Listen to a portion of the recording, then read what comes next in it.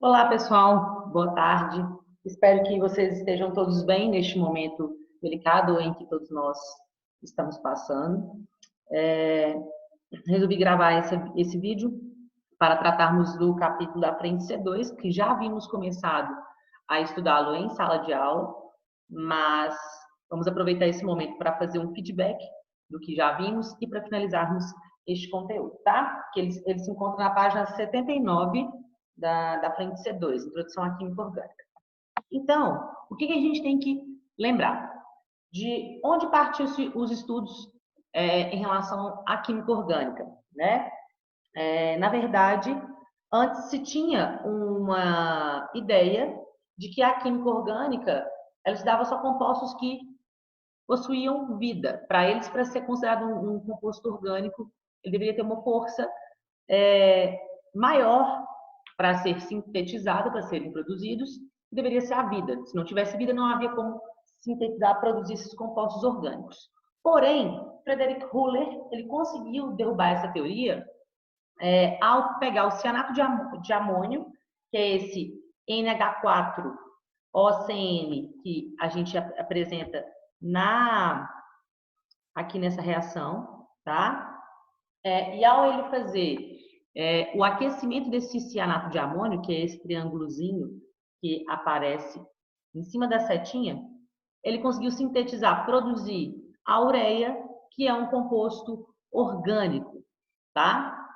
Posteriormente, Kekulé deu sequência a esses estudos também sobre a química orgânica, e aí concluiu-se, de modo geral, que a química orgânica ela estuda compostos que possuem um átomo de carbono, tá? E tudo que for composto, qualquer tipo de composto orgânico, o que eu tenho que pensar? Ter em minha mente. Se é um composto orgânico, ele tem que possuir carbono. Mas, em contrapartida, se você olha para a fórmula molecular de um composto e vê que há a existência de carbono ali, quer dizer que este composto é realmente orgânico? Não. Então, qual é a frase que define a química orgânica? Toda substância orgânica possui átomos de carbono, mas nem toda substância que possui átomos de carbono é orgânica, tá? Então, os estudos da química orgânica, eles são de suma importância para nosso cotidiano aí, e vamos trabalhar em diversos capítulos agora, a partir desse C2, é o que nós vamos tratar durante o nosso curso aí. E aí, pessoal, como eu disse, o que é importante para ser composto, o que deve ter de primordial uma substância para não ser considerada orgânica?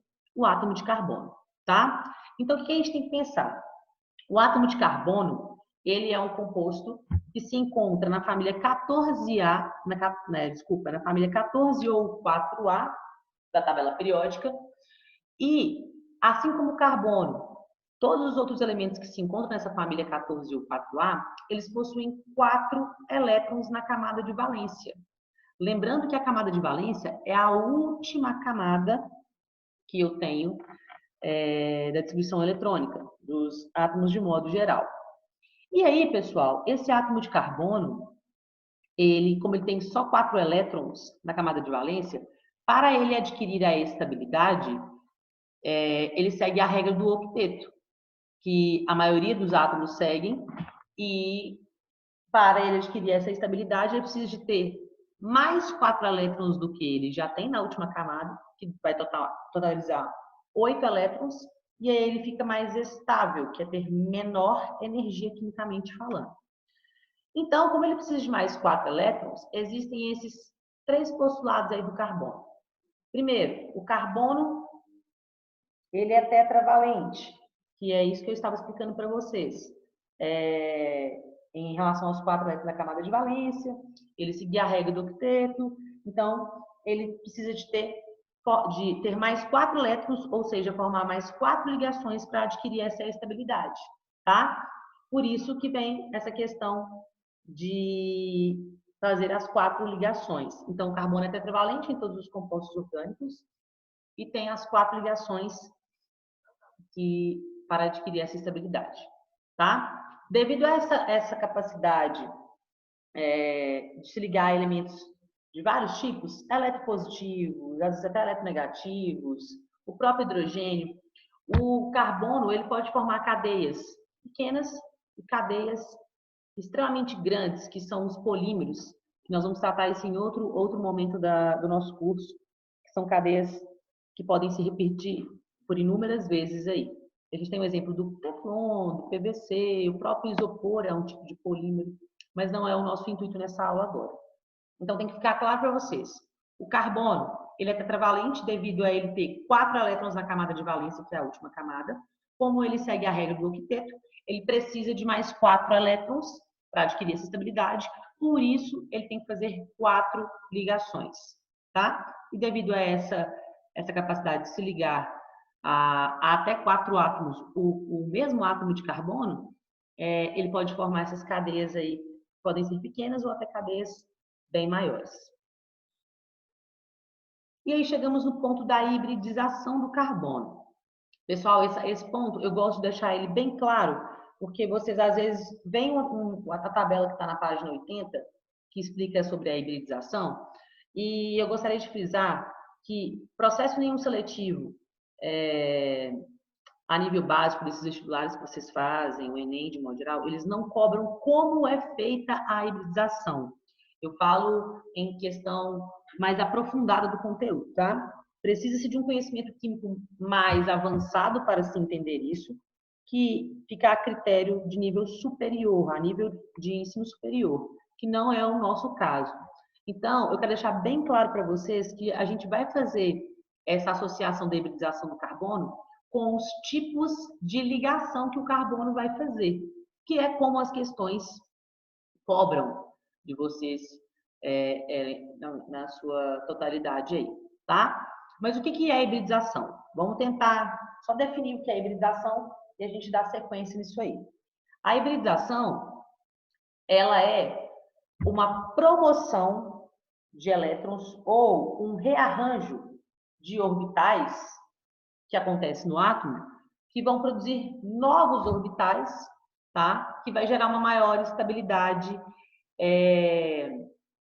no átomo com essa transição, essa promoção de elétron de um orbital para o outro, que é de um orbital que está preenchido para um orbital que está vazio. Quando a gente pega lá o carbono, na família 4A ou 14, e observa-se o número atômico dele, lembrando que o número atômico é o número de prótons, que é a identidade do átomo, mas como todos os elementos químicos na tabela periódica estão no estado fundamental ou neutro, o que é estado neutro? A quantidade de cargas positivas, os prótons, é igual à quantidade de cargas negativas, que são os elétrons. Quando eu pego esse 6, esse número atômico, ele também é referente ao número de elétrons, tá? E ao fazer a distribuição eletrônica de Linus Pauling do átomo de carbono, a gente chega à conclusão da seguinte forma. Só um minutinho. Olha a distribuição eletrônica aqui dele, ó. 1s2, 2s2, 2p2. Beleza? Se a gente somar os expoentes aí, ó, vai dar 2, 4, 6 elétrons que ele tem. Aqui ao lado, a gente está fazendo a distribuição eletrônica dele, seguindo o princípio da exclusão de Pauli e a regra de Rand, que eu acredito que vocês já tenham visto isso com o professor Eric, tá? Então, a gente obedeceu o princípio da exclusão de Pauli e da regra de Rand. Como vocês podem também observar, o orbital S, lembrando, o que é um orbital? É a região de máxima probabilidade de se encontrar um elétron. Tanto o orbital 1s e o 2s, eles estão totalmente preenchidos, já que o máximo que esse orbital pode comportar são 2 elétrons. Mas, ao observar o orbital 2p, a gente pode notar que ele se encontra incompleto. Inclusive, tem um orbital aqui, ó, uma parte do orbital que está vazia, já que o máximo de elétrons que esse orbital P pode suportar são 6, então se tem 2, ele está incompleto. Então, a hibridização vai ser essa transferência de elétrons de um orbital, no caso do orbital 2s, para o orbital 2p, tá? para gerar uma maior estabilidade ainda para este átomo. E por que é do 2s para o 2p? Porque o 2s e o 2p está no mesmo nível de energia, tá? Mas vamos dar sequência. Antes da gente depois saber associar a hibridização com o carbono, nós vamos falar alguns pontos que são relevantes também, tá? Para a gente conseguir fazer uma associação de tudo. Então, nós temos disponíveis para os átomos se ligarem 3 tipos de ligação, que é a ligação simples, a ligação dupla e a ligação tripla. Essas ligações simples, duplas e ou triplas, elas são compostas de um outro tipo de ligação, que a gente chama de ligação sigma e ligação pi, tá? O que você tem que saber? Que as ligações sigma e as ligações pi, elas vão estar associadas ao tipo de ligação que qualquer átomo, tá? Isso não é só para o carbono, que qualquer átomo venha a fazer. As ligações sigma, que são essas primeiras, que eu estou demonstrando aqui, são ligações que são extremamente fortes. Por que são muito fortes, Carla? Porque elas são feitas com o orbital,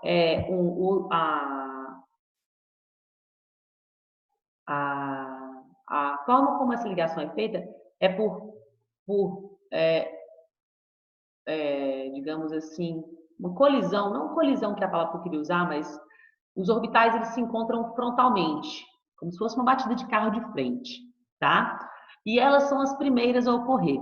Porque na ordem, você primeiro forma uma ligação simples, depois se você formar mais uma ligação, você vai formar uma ligação dupla, se você formar mais uma outra ligação, você tem a ligação tripla, que são os 3 tipos que a gente tem. Então a ligação sigma é uma ligação que é a primeira a ocorrer, ela está associada à ligação simples. Olha só a diquinha, começou com S, ligação simples, ligação sigma, SS. E são ligações extremamente fortes, tá? Qualquer ligação, sempre ela vai ter pelo menos uma ligação sigma, pelo menos, tá? Se você tiver uma ligação dupla, por exemplo, uma ligação dupla tem 2 ligações, né? Então, uma tem que ser obrigatoriamente a sigma. Na tripla, você tem 3 ligações. Uma, obrigatoriamente, também tem que ser uma ligação sigma. Então, a ligação sigma são as primeiras a ocorrer, são extremamente fortes e está associada à ligação simples, tá? Agora, a ligação pi, ela é formada depois, devido à sobreposição de orbitais paralelos. E aí são ligações mais fracas se comparadas com a ligação sigma, e então elas são mais fáceis também de serem quebradas, de serem rompidas. E onde eu tenho a ligação pi? Ela está presente nas ligações duplas ou nas ligações triplas.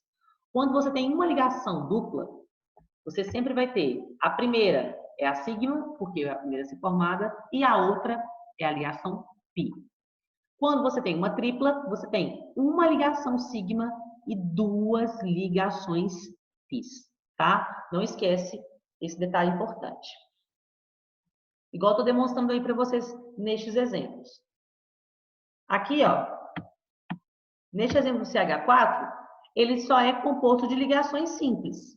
Se é só ligação simples que existe aqui, ele só vai ter ligações do tipo sigma.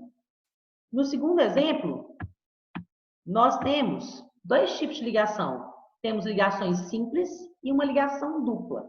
Como eu tinha falado anteriormente, na ligação dupla, uma ligação é a sigma, que é essa representação grega aí, e a outra ligação é a ligação pi. Aqui, ó, como é uma ligação simples, eu também tenho uma sigma. Aqui é simples, ligação sigma. Outra ligação simples, sigma. Outra ligação simples, sigma. Tá? Para fecharmos essa nossa exemplificação sobre ligações sigma e pi, temos aí um exemplo com ligação tripla. Como eu disse, a primeira ligação sempre vai ser a ligação sigma, que é a primeira a ser formada e a mais forte, que está aqui.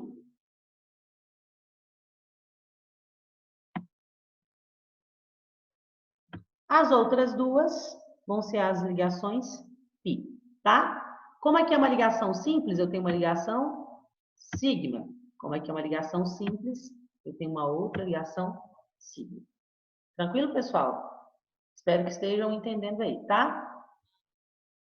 E aí, a gente chega no ponto onde nós vamos conseguir fazer algumas associações muito importantes e que quando vocês forem fazer os exercícios do livro, vão ser de grande valia para vocês obterem sucesso neles aí.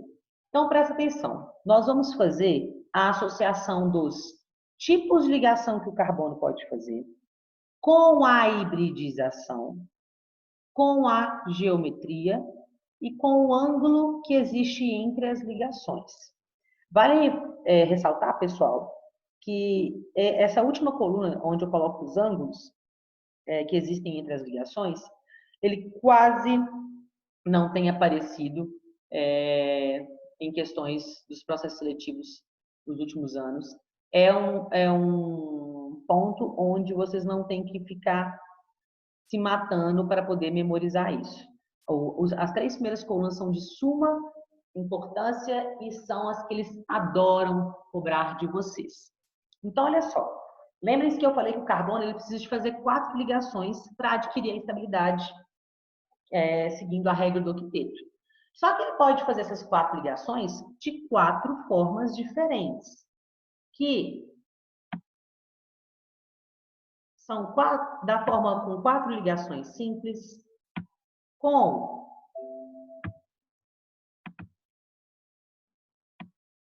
uma dupla e 2 ligações simples, ou então uma ligação tripla e uma simples, ou ainda assim fazer essas 4 ligações com 2 ligações duplas. O que acontece? A hibridização, como eu já tinha avisado para vocês antes, ela está associada com a promoção de elétrons de um orbital para o outro, mas você vai fazer essa associação com o tipo de ligação que o carbono fazer. Então, se você tiver um carbono que tem 4 ligações simples,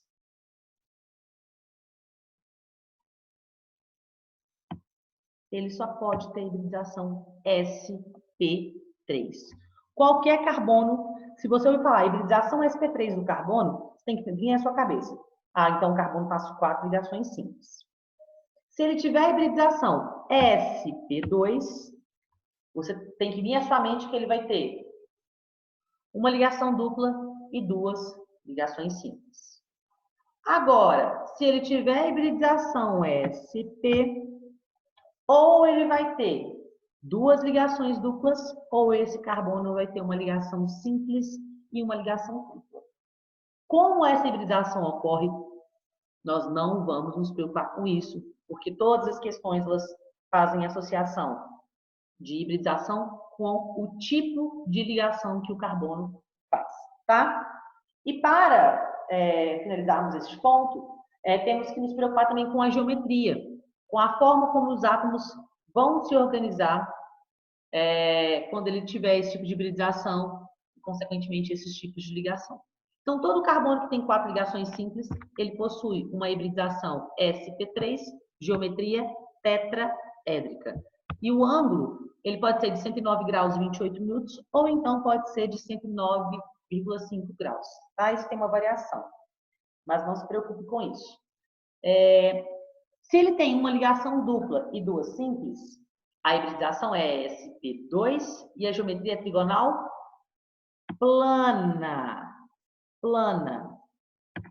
Ou seja, todas as ligações estão no mesmo plano, o que não ocorre na geometria tetraédrica, que é uma geometria que ela é tridimensional. Então, se ele tem essa hibridização sp2, geometria trigonal plana, o ângulo entre as ligações é igual a 120 graus. E se ele tiver hibridização sp, que é quando são as 2 duplas, ou uma simples e uma tripla, a geometria dele é dada como linear e o ângulo entre as ligações de 180 graus, tá? Um ponto muito importante, que vai aparecer também, vocês vão começar a a se familiarizar com este nome, que é o carbono assimétrico, tá? Vai aparecer com frequência nas questões daqui para frente. Mas o que é um carbono assimétrico? Olha só, carbono que possui hibridização sp3. O que eu falei com vocês? Hibridização sp3 tem que ter uma geometria tetraédrica. Se ele tem uma geometria tetraédrica e a hibridação sp3, ele tem que ter as 4 ligações simples, que ele sempre faz 4 ligações. Mas não basta ser isso para ser um carbono assimétrico. Para ele ser assimétrico, além de tudo isso, ele tem que ter 4 ligantes diferentes, 4 grupos diferentes ligados a esse átomo de carbono. E aí, vamos ver. Olha um exemplo. Esse átomo de carbono que está com um asterisco nessa figura, olha os ligantes que ele tem. Ele tem um OH, que eu chamo de hidroxila, vamos ver isso em outros capítulos. Abaixo ele tem um hidrogênio. À esquerda ele tem um grupo carboxila, que vamos ver isso depois também, que é o C-OH. E à esquerda eu tenho um grupo metil, que é o CH3. Em suma, em resumo, os 4 ligantes que estão ao redor deste átomo de carbono que eu represento com esse asterisco, tá? Tem muitas questões que representam o carbono assimétrico com esse asterisco, não é obrigatório, tá? Como ele tem, olha só, ele tem 4 ligações, esse carbono tem 4 ligações simples? Tem. Se ele tem 4 ligações simples, hibridação sp3. Se ele tem hibridação sp3, geometria tetraédrica. E são 4 ligantes diferentes neste mesmo átomo de carbono. Então, eu posso chamar ele de assimétrico ou carbono quiral. Tem muitos livros que trazem esse termo, carbono quiral, tá?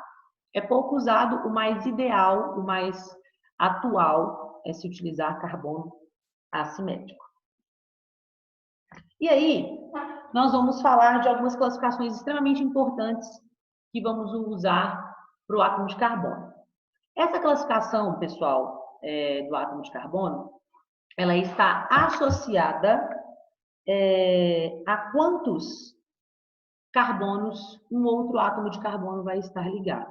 Então, eu vou começar pelo carbono quaternário, tá? E eu espero que vocês acompanhem o meu raciocínio aqui nessa figura que eu coloquei abaixo. Tem até uma legenda aí, coloridinha, que eu acho que fica mais fácil de vocês compreenderem.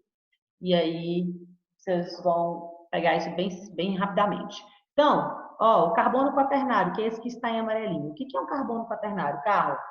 É um carbono que se liga a outros 4 átomos de carbono. Então, se a gente for observar esse carbono em amarelinho, ó, ele está acima, ligado a um carbono, abaixo, ao segundo átomo de carbono, à esquerda, o terceiro átomo de carbono, e à direita, o quarto átomo de carbono. Então, isso que é o conceito de carbono quaternário. Um carbono está ligado a outros 4 átomos de carbono.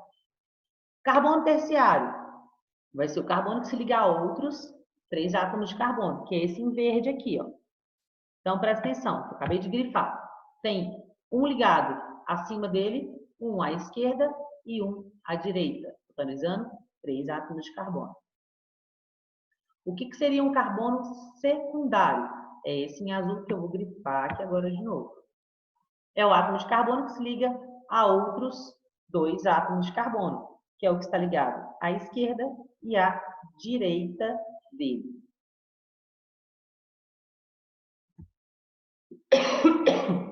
Desculpa, gente. Não é coronavírus, tá? E para finalizar, e não menos importante, eu deixei o carbono primário. Por quê? Prestem atenção na definição. É o carbono que se liga a, no máximo, outro átomo de carbono. A um outro átomo de carbono, né? Porque, por exemplo, se a gente for olhar aqui, à direita, ó, presta atenção no que eu estou desenhando.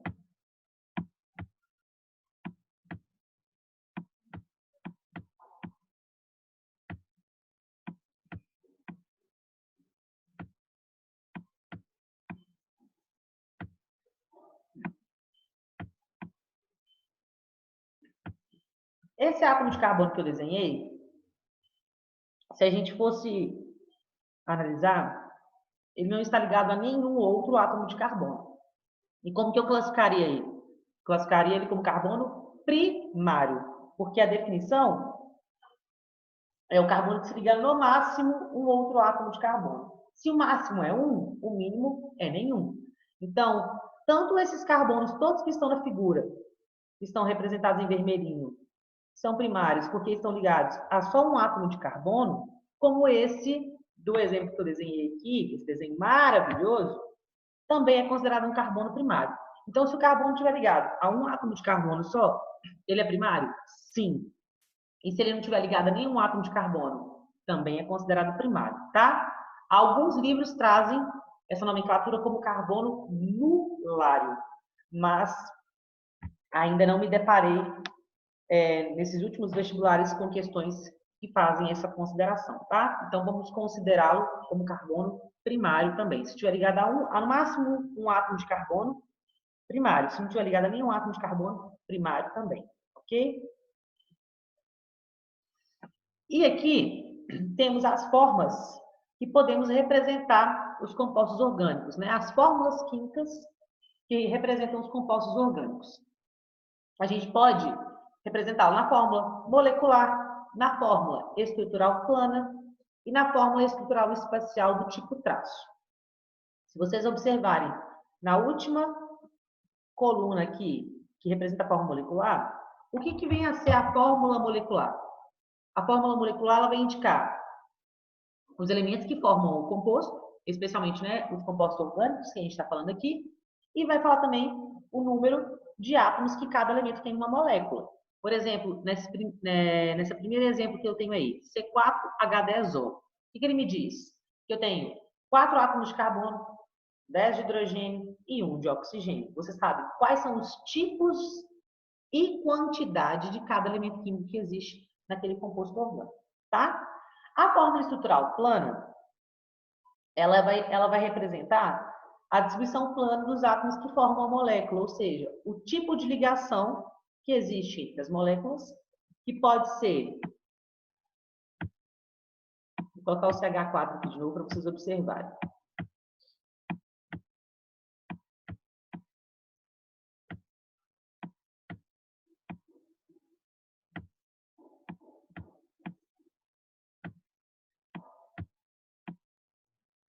Que pode ser dessa forma aqui, que representa, que demonstra todos os tipos de ligação entre os átomos que formam o composto orgânico, ou pode ser dessa forma aqui, ó, condensada, que ela demonstra apenas alguns tipos de ligação ou as principais ligações que compõem o composto orgânico, tá? E ainda temos a fórmula estrutural espacial do tipo traço, que é essa representação que eu tenho aqui no meio, tá? Que ela vai demonstrar para a gente a distribuição espacial dos átomos, né, que vai formar com a molécula, só que ela não demonstra os átomos de hidrogênio na cadeia carbônica necessariamente. O que eu tenho que pensar? Nesse tipo de representação, cada extremidade de um traço vai corresponder a um átomo de carbono. Como assim, Carla? Ó, vou fazer um exemplo aqui.